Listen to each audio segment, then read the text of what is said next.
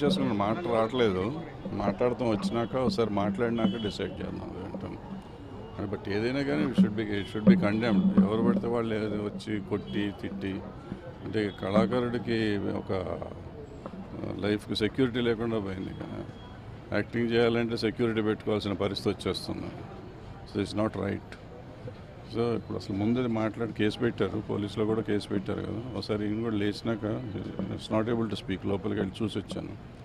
So మాట్లాడే పరిస్థితి వస్తుంది అనుకోండి, ఒక గంట 2 గంటల్లో వెళ్ళి వెయిట్ చూసి తర్వాత ఒకసారి మాట్లాడినాక అసలు ఏం జరిగిందో తెలుసుకొని. అఫ్కోర్స్ వీడియోలో అయితే చూసాం, భయంకరంగా మీద పడిపోయి కొట్టారు. బట్ ఏదైనా అసలు ఎందుకు జరిగింది ఏంటి అనేది అతనితో మాట్లాడితే కానీ తెలియదు. సార్ మాట్లాడేసి అప్పుడు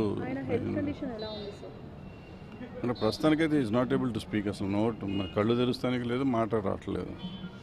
సో బట్ డాక్టర్ చెప్పేది అంత it's not that serious. One day full అబ్జర్వేషన్లో పెట్టి కొంచెం ట్రీట్మెంట్ చేస్తే రేపటి కోలుకోవచ్చు అని చెప్తున్నారు. So will wait and see.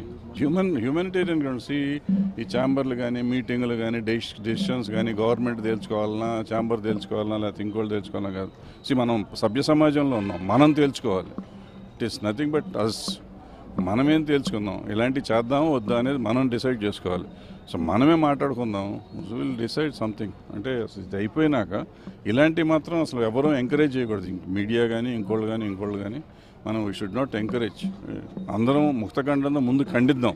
తప్పు ఉంటే మాత్రం వాళ్ళు చేసింది తప్పు అనుకోండి. నిజంగా వాళ్ళు అనుకున్నట్టు ఏదన్నా వీడియో చేసింది బాగోకపోతే డెఫినెట్గా అందరం అది కూడా కండెమ్ చేయాలి. మనం దాని మీద మనం వెనకాల వేసుకుని రావాలి. ఏమన్నా తప్పు చేసిన వెనకాల వేసుకొచ్చి ఇంకో తప్పుని సమర్థించడం చేయకూడదు.